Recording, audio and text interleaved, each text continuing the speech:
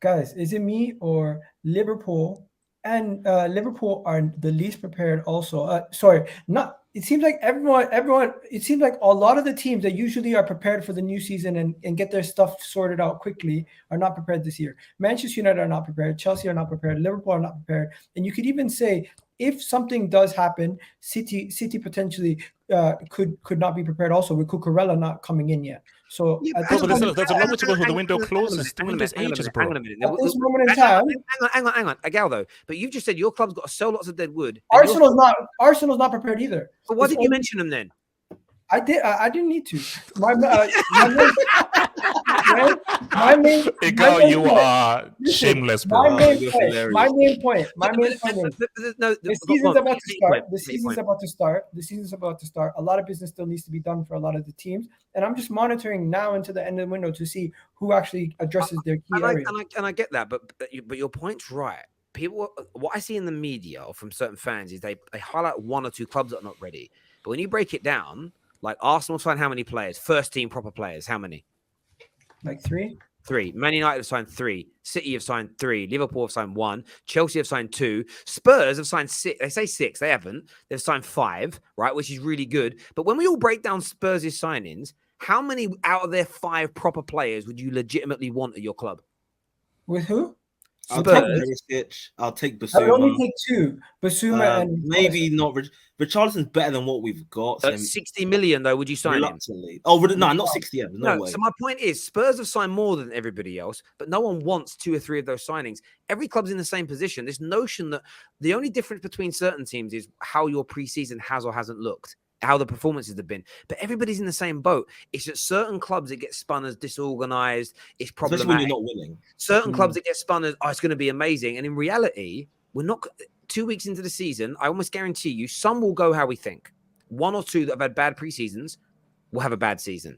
But some that have had bad preseasons will do well. Some that have had poor preseasons will do great. There's no formula that lets us all know. And I get that's part of predictions, but it's weird how some clubs' narratives being spun as it's crazy and it's bad and it's all over the place. And others, it's like, then this is listen, City and Liverpool get a pass because they're so successful. We know they're well-oiled machines. Although we're talking about Firmino, though. If they let him go with Mane leaving, makes no sense. That's mad. Well, they're just not winning the league. They'll still be in top 4. They'll still be competitive. They just can't win the league by letting them 2 guys go. It's Unless they impossible. replace Well, him. if they replace him, that's the thing, isn't it? And Yeah. I feel like If they this replace is another him, they're trend. in trouble. This year is the expectation. It seems on clubs to have to get like the majority of their business done before the season starts. I feel like this year, and I've seen it in like our fan base, other fan bases. Like before, people would be chilling right now and going like, yeah, usually it's the last couple of weeks where things liven up. But for some reason, there's something about this year where it's like, oh my God, this team hasn't got a striker yet, or this team hasn't got this yet. And it's like, it's not even August yet. But for some reason, this year, everyone needs to get their business done now. Dan, Listen, the this happens journal. every year, no? No, not like this. The journalist that I spoke to said the same thing. It was about 4 weeks ago before preseason started. They said they've never seen a time like it where the way fans are tweeting and coming at them for information, it was like it was deadline day. And it passed, and then it all... even on socials, everything went, oh, it's over now. Someone somewhere has created this hype. And this comment says, no, Terry, Conte buys clever for what he needs. I get that. He's right. But you could level that at every manager. No, but Conte's a little bit. He's a little bit different. Conte's a brilliant, proven manager, so there's less cynicism, right? But are you telling me Erik Ten Hag hasn't bought players at what he needs? Yeah, I get that, but Conte's just that little bit different when he comes. You know, I remember when Jordan Henderson absolutely packed in Conte's Chelsea at the bridge, and it was top bins, and then he changed the system up, and then boom, it all went. They absolutely dominated the league. Remember, they had Zappacosta and them man there. You know, like we forget about this. And listen, I get it, and Conte's brilliant, and I think they're going to have a good season, Tottenham. But what I find interesting is this kind of notion that some teams they've all done about the same level of signings, but yet some teams are painted as better than others. And I think it's based on how we look at those managers. The reason Liverpool aren't getting stick is because Klopp's looked at as a genius, and he'll be okay.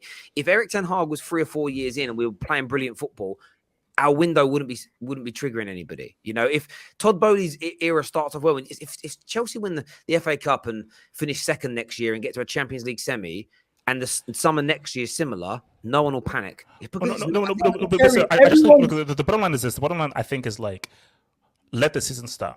I think it's so good that we now have the Charity Shield thing on Saturday. I think there's so much talk before because I've seen teams that have had an amazing preseason, a crap season. Teams that have had a crap preseason have an amazing season. I think that there's so much talking that I'm so happy that everything now starts next week. So once things really start, 5 games into the season, let's see how good Jesus really is. Let's see how deep Chelsea's issues really are. Let us see whether Erik ten Hag really actually knows what he's doing. So until it really, really counts, and it's in this preseason of friendlies, and we don't have these theories, then we can know, okay, where does everyone like? Because I feel this is going to be a very, very tight Premier League season for sure. And you know what? Bringing it back to the Liverpool thing, I think Liverpool, Man City, the two major teams, they've changed. They've had major overhauls with their striker situation. So regardless, it was going to be a transition for them anyways in how they play. So Firmino leaving is just gonna further change that. Great point made there.